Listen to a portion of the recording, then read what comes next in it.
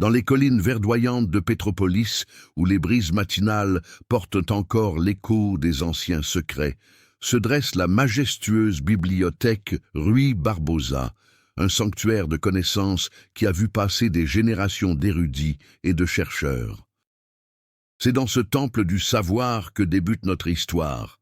Un matin de septembre, où les rayons dorés du soleil filtrent à travers les hautes fenêtres gothiques, illuminant la poussière dansante qui flotte entre les rangées interminables de livres anciens. Professeur Mariana Santos, une historienne de 35 ans aux cheveux châtains ondulés qu'elle maintient toujours en un chignon parfait, pénètre dans ce sanctuaire avec la révérence d'une fidèle entrant dans une cathédrale. Ses pas résonnent doucement sur le parquet ciré, chaque mouvement trahissant l'urgence d'une mission qui l'obsède depuis des mois. Elle porte une robe beige simple mais élégante, ses mains délicates serrant fermement une mallette de cuir usé qui contient les fruits de ses recherches sur les femmes oubliées de l'histoire brésilienne. Son regard noisette balaie rapidement l'espace, cherchant la section des archives municipales où reposent les documents qu'elle espère trouver pour compléter sa thèse révolutionnaire sur les figures féminines cachées du XIXe siècle. L'atmosphère de la bibliothèque semble vibrer d'une énergie particulière ce matin-là, comme si les murs eux-mêmes pressentaient qu'ils allaient être témoins de quelque chose d'extraordinaire. Mariana s'installe à une table près des fenêtres, étalant soigneusement ses notes et ses photographies de documents anciens. Elle lève les yeux vers les étagères qui s'élèvent jusqu'au plafond ornées de fresques représentant les muses de l'art et de la littérature, et ressent cette familiarité apaisante qu'elle éprouve toujours dans ce lieu. C'est ici qu'elle a passé d'innombrables heures de sa vie étudiante, ici qu'elle a découvert sa passion pour l'histoire méconnue des femmes. Ici qu'elle a appris que derrière chaque grande figure masculine se cachait souvent l'ombre d'une femme remarquable dont l'histoire n'a jamais été racontée.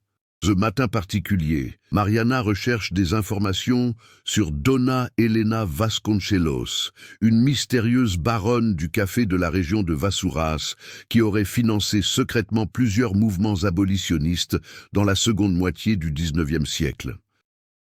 Les quelques mentions qu'elle a trouvées dans les archives de Rio de Janeiro suggèrent que cette femme extraordinaire aurait non seulement utilisé sa fortune pour libérer des esclaves, mais qu'elle aurait également créé un réseau clandestin d'éducation pour les femmes noires affranchies, un fait révolutionnaire pour l'époque et totalement occulté par les historiens officiels. Mariana sent qu'elle touche à quelque chose d'important. Quelque chose qui pourrait changer la façon dont nous comprenons le rôle des femmes dans l'abolition au Brésil. Alors qu'elle compulse méthodiquement les registres poussiéreux, ses doigts effleurant délicatement les pages jaunies par le temps, elle ne remarque pas immédiatement la présence élégante qui vient de faire son entrée dans la bibliothèque. Madame Isabella Menezes de Bragança, descendante directe d'une des plus anciennes familles aristocratiques de l'Empire, se déplace avec une grâce naturelle qui semble défier les lois de la pesanteur. À 40 ans, elle possède cette beauté mûre et sophistiquée que seules les femmes de haute éducation et de grande culture peuvent développer. Ses cheveux noirs comme l'ébène sont relevés en un élégant chignon français orné d'un peigne en nacre, et sa robe de soie bordeaux aux broderies dorées trahit immédiatement son appartenance à la haute société de Pétropolis.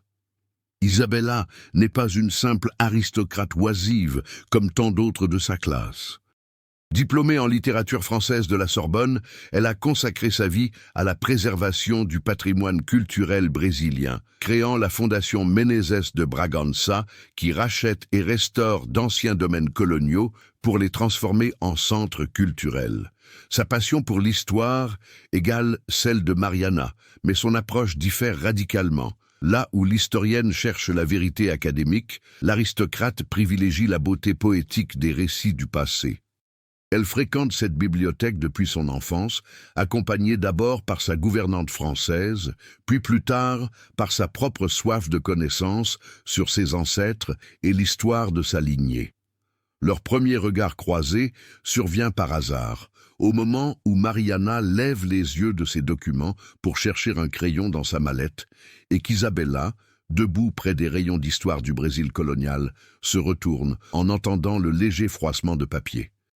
L'instant semble suspendu dans la lumière dorée qui filtre à travers les vitraux colorés, créant une atmosphère presque magique autour de ces deux femmes si différentes par leur origine sociale, mais si similaires dans leur quête passionnée du savoir. Mariana sent immédiatement une chaleur inhabituelle monter à ses joues, surprise par l'intensité du regard bleu acier de cette inconnue élégante, tandis qu'Isabella ressent une curiosité immédiate pour cette femme studieuse qui semble si absorbée par ses recherches. Les jours suivants voient naître entre elles une routine silencieuse et complice. Mariana arrive toujours à 8 heures précises, s'installant invariablement à la même table près des fenêtres, tandis qu'Isabella fait son apparition vers 10 heures, se dirigeant directement vers la section généalogie, où elle consulte les registres de sa famille. Elles ne se parlent pas encore, mais chacune devient progressivement consciente de la présence de l'autre, développant une sorte de danse subtile faite de regards furtifs et de sourires timides, échangés au-dessus des livres ouverts. C'est un mardi matin pluvieux que le destin décide de les rapprocher davantage. Mariana, absorbée par la lecture d'un testament du XIXe siècle, ne remarque pas qu'un de ses précieux documents photographiques glisse de la table et tombe au sol. Isabella, qui passait justement près de sa table pour rejoindre les archives, se baisse gracieusement pour ramasser le papier. En découvrant l'image, elle ressent un choc de reconnaissance qui la laisse bouche bée pendant plusieurs secondes.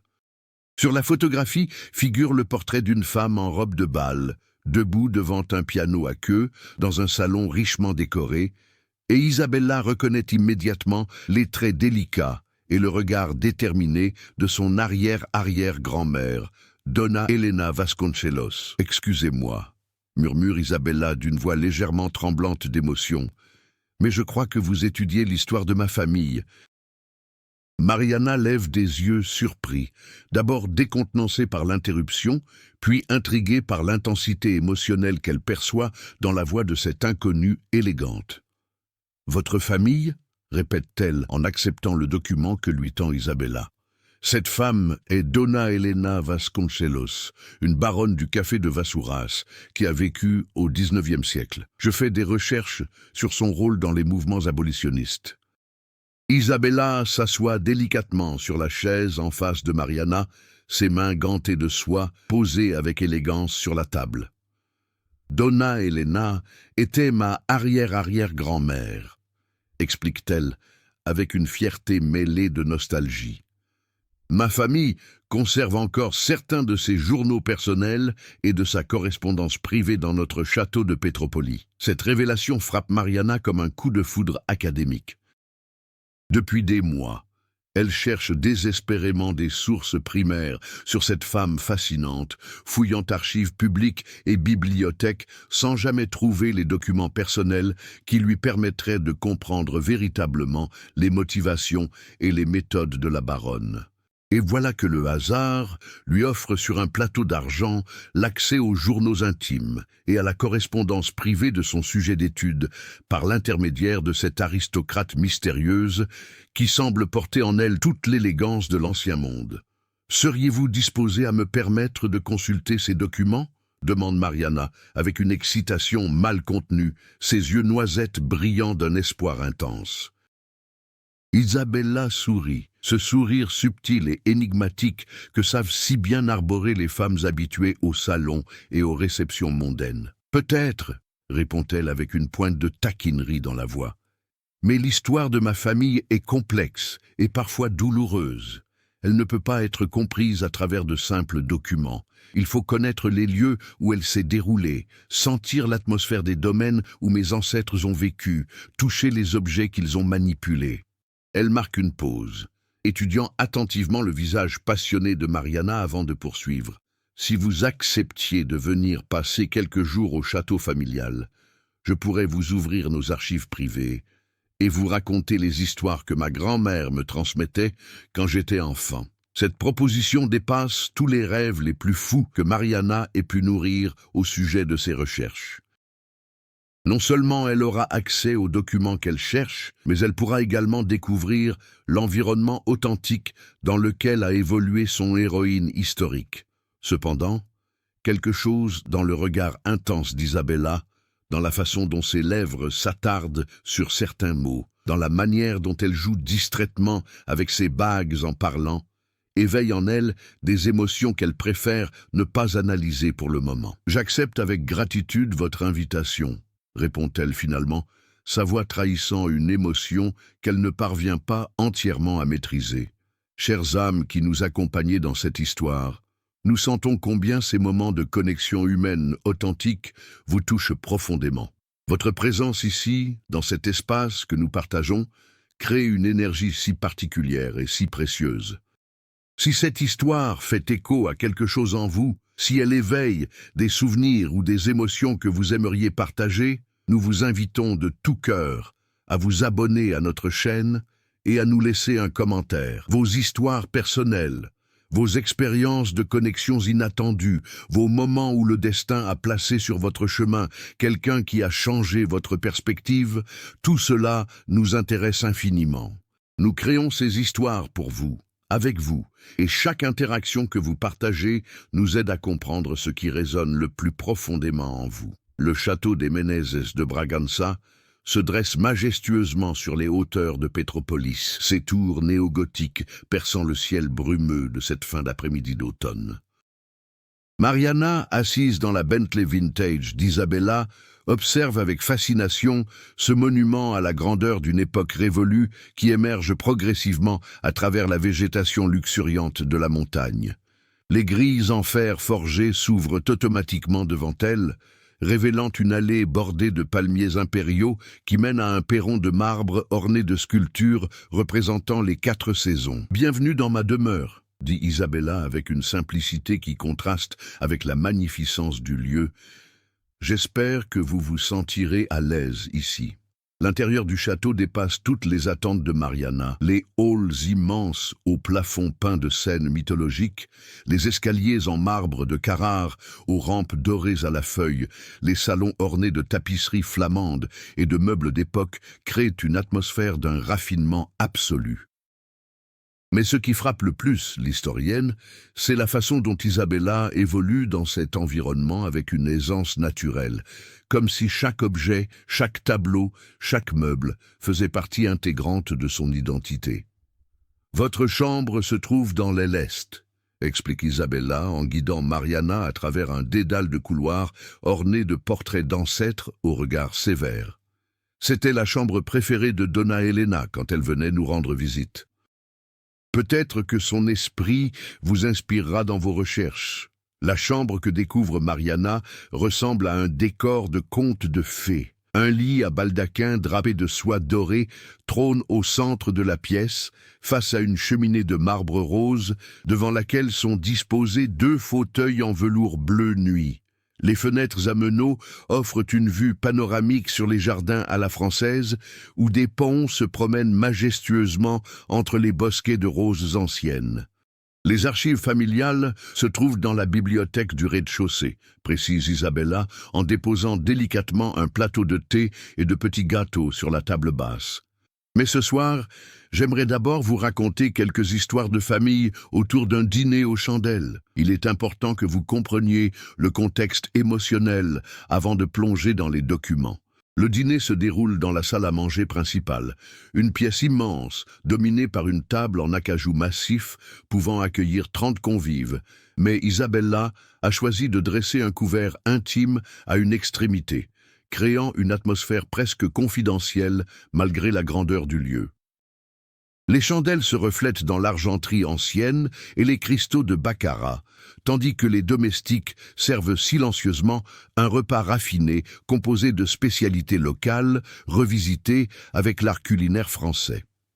Ma arrière-arrière-grand-mère Helena était une femme extraordinaire, commence Isabella en levant son verre de Bordeaux millésimé. Mais son histoire est aussi celle d'un grand amour interdit qui a façonné toutes ses actions philanthropiques. Au fur et à mesure qu'Isabella raconte l'histoire de sa famille, Mariana découvre une version beaucoup plus complexe et nuancée de la femme qu'elle étudie depuis des mois. Donna Helena n'était pas seulement une abolitionniste par conviction politique, mais une femme profondément blessée par l'amour impossible qu'elle nourrissait pour une jeune esclave affranchie nommée Esperanza, qu'elle avait éduquée et formée comme sa dame de compagnie. Leur relation a duré 15 ans, révèle Isabella, ses yeux bleus fixés intensément sur ceux de Mariana. Helena a utilisé toute sa fortune et son influence pour créer des refuges où les femmes comme Esperanza pouvaient vivre librement, étudier, développer leurs talents artistiques. Elle savait qu'elle ne pourrait jamais vivre ouvertement son amour dans la société de l'époque, alors elle a transformé cet amour impossible en une force de changement social. Cette révélation bouleverse complètement la compréhension que Mariana avait de son sujet d'étude. Elle réalise soudain que toutes ses recherches académiques avaient effleuré la surface d'une réalité beaucoup plus profonde et plus humaine. Les journaux d'Helena contiennent des passages extraordinaires sur sa relation avec Esperanza, continue Isabella, sa voix prenant des inflexions plus douces. Des lettres d'amour d'une beauté poétique absolue, des réflexions sur la difficulté d'aimer au-delà des conventions sociales, des méditations sur la façon de transformer la souffrance personnelle en action bénéfique pour autrui. Mariana sent son cœur s'accélérer, non seulement à cause de l'importance académique de cette découverte, mais aussi à cause de la façon dont Isabella la regarde en prononçant ces mots, comme si elle cherchait à lui communiquer quelque chose de plus personnel que de simples informations historiques. Mes très chers compagnons de voyage, dans cette histoire d'amour et de découverte, nous sentons à quel point vous êtes touchés par cette rencontre entre deux âmes qui se reconnaissent au-delà des conventions et des différences sociales. Votre sensibilité à ces moments d'authenticité humaine nous émeut profondément et nous encourage à continuer de créer pour vous des histoires qui célèbrent la beauté des connexions véritables. Si vous ressentez l'envie de faire partie de cette communauté bienveillante que nous construisons ensemble, nous vous invitons chaleureusement à vous abonner à notre chaîne et à partager avec nous, dans les commentaires, vos propres expériences de découverte, qu'elles soient académiques, personnelles ou sentimentales. Avez-vous déjà vécu ces moments où l'étude de l'histoire vous a révélé des aspects inattendus de l'humanité ? Avez-vous des suggestions pour nos prochaines histoires? Votre participation active fait de ce canal un véritable lieu de partage et d'enrichissement mutuel. Et nous avons hâte de découvrir vos perspectives uniques sur l'amour, l'histoire et la quête de vérité qui nous unit tous. Les journaux de Donna Helena se révèlent être un trésor inestimable d'émotions humaines et de réflexions profondes. Installés dans la bibliothèque privée du château, entouré de milliers de volumes reliés cuir et d'objets d'art de toutes les époques, Mariana découvre une femme d'une modernité saisissante, capable d'analyser avec une lucidité remarquable les contradictions de son époque et de sa propre condition. Les pages jaunies par le temps révèlent une écriture élégante et passionnée, dans laquelle la baronne confie ses tourments les plus intimes et ses espoirs les plus secrets. Esperanza possède cette grâce naturelle que tous mes maîtres de danse et de maintien n'ont jamais pu m'enseigner, écrit Helena dans une entrée datée de 1867.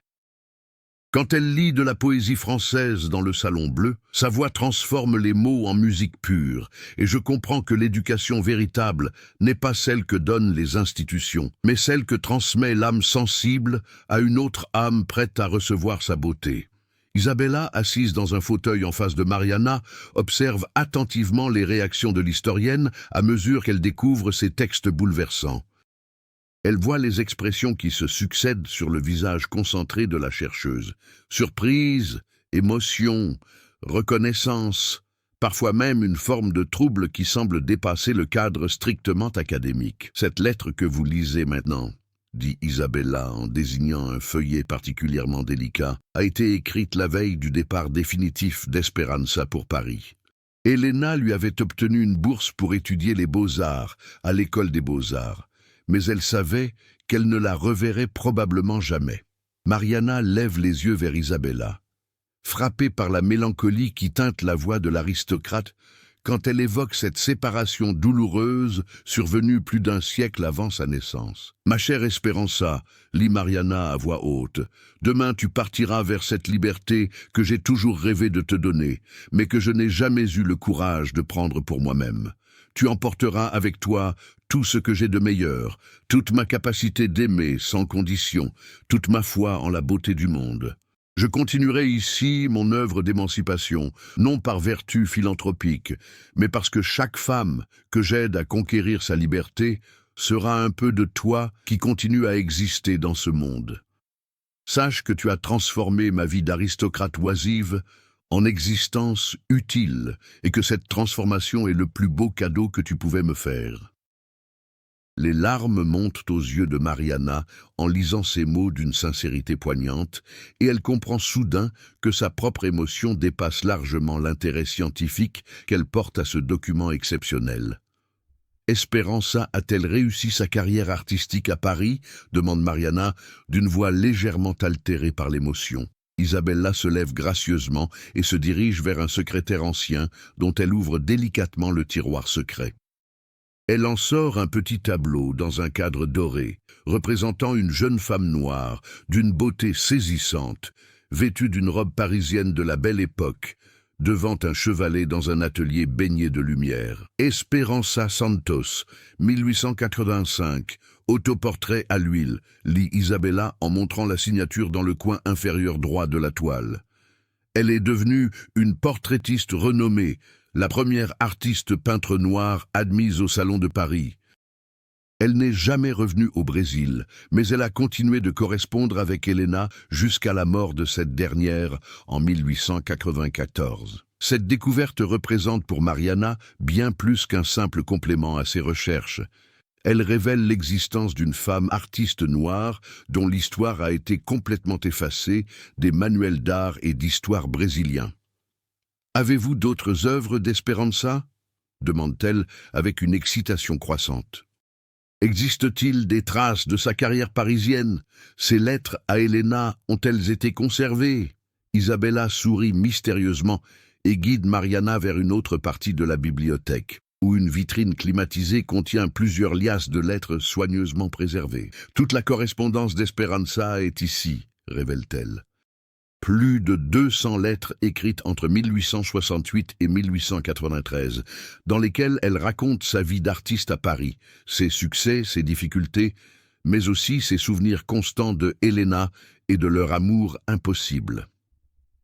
Au fur et à mesure que Mariana plonge dans cette correspondance extraordinaire, elle réalise qu'elle tient entre les mains les éléments d'une révision complète de l'histoire de l'émancipation féminine et artistique au Brésil du XIXe siècle. Mais plus troublant encore, elle perçoit dans l'attention passionnée avec laquelle Isabella lui présente ses documents, dans la façon dont l'aristocrate observe ses réactions, dans les silences chargés d'émotions qui ponctuent leur conversation, quelque chose qui ressemble étrangement aux sentiments que Donna Elena décrivait dans ses journaux intimes.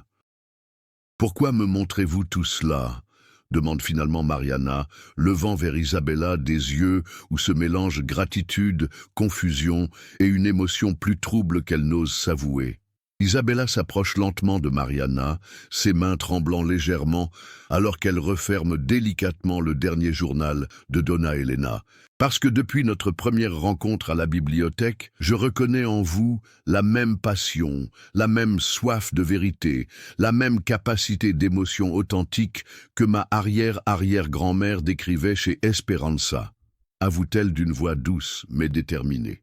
Et parce que moi aussi, comme Elena, j'ai appris à reconnaître l'amour quand il se présente sous des formes inattendues. » Ces mots résonnent dans le silence feutré de la bibliothèque comme une déclaration qui transcende les siècles, reliant le présent au passé dans un écho troublant de destins parallèles.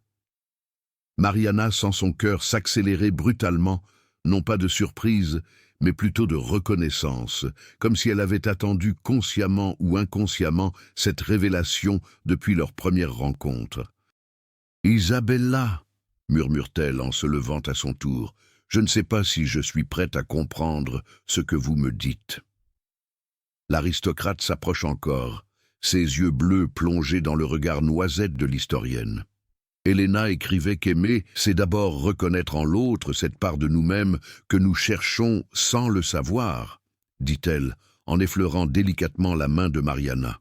Je vous reconnais, Mariana. Je reconnais en vous cette quête passionnée de vérité, cette capacité à être émue par la beauté des âmes du passé, cette générosité intellectuelle qui transforme l'étude froide en compréhension humaine chaleureuse. Les derniers rayons du soleil couchant filtrent à travers les hautes fenêtres de la bibliothèque, créant une lumière dorée qui enveloppe les deux femmes d'une atmosphère presque irréelle. Mariana réalise soudain que tous ces sentiments confus des derniers jours, toute cette émotion qu'elle attribuait à l'excitation de la découverte académique, avaient en réalité une source beaucoup plus personnelle et profonde. « Je pense à vous depuis notre première rencontre », avoue-t-elle à son tour, sa voix tremblant légèrement. « Même quand je lisais les documents les plus techniques, je me surprenais à imaginer vos réactions, à anticiper nos conversations. Je croyais que c'était de l'admiration intellectuelle, mais maintenant, elle laisse sa phrase en suspens, incapable de formuler clairement les émotions contradictoires qui l'assaillent. Maintenant, vous comprenez que les sentiments les plus authentiques naissent souvent dans les lieux les moins attendus, complète Isabella en prenant doucement les mains de Mariana entre les siennes. Helena et Esperanza se sont rencontrées dans un salon de lecture. Nous nous sommes trouvés dans une bibliothèque. Il y a quelque chose de magique dans ces espaces où les âmes se rencontrent à travers les mots, où l'amour naît de la reconnaissance mutuelle d'une même soif de beauté et de vérité. Mariana sent toutes ses résistances intellectuelles s'écrouler devant la sincérité évidente d'Isabella, devant la justesse de ses paroles, devant l'évidence de cette connexion qui les unit depuis leur première rencontre. « Que va-t-il se passer maintenant ?» demande Mariana, sa voix exprimant à la fois l'espoir et l'appréhension. Isabella sourit, ce sourire lumineux qu'elle n'avait encore jamais montré, débarrassée de toute sa sophistication mondaine pour ne révéler que sa vérité intérieure. « Maintenant, nous allons écrire notre propre histoire, » répond-elle simplement. « Nous avons l'avantage de vivre dans une époque où l'amour authentique peut s'exprimer librement, où deux femmes peuvent construire ensemble une vie riche de partage intellectuel et émotionnel. Vous terminerez vos recherches sur Helena et Esperanza, vous publierez cette découverte révolutionnaire qui va transformer la compréhension de l'histoire des femmes au Brésil. Et nous le ferons ensemble, en tant que partenaires de recherche et de vie. L'histoire se termine dans la lumière dorée de ce soir d'automne, à Petropolis, avec deux femmes qui se trouvent enfin entourées des témoignages d'un amour du passé qui a ouvert la voie à leur propre bonheur présent. Mariana comprend que sa quête académique l'a menée vers bien plus qu'une découverte historique. Elle l'a conduite vers sa propre vérité sentimentale. Isabella réalise que sa mission de préservation du patrimoine familial prend tout son sens quand elle peut partager ses trésors avec quelqu'un capable de les comprendre et de les valoriser. Ensemble, elles portent désormais la responsabilité de faire connaître l'histoire de Helena et Esperanza, mais aussi de prouver que l'amour véritable transcende les époques et que certaines connexions humaines sont assez fortes pour traverser les siècles et unir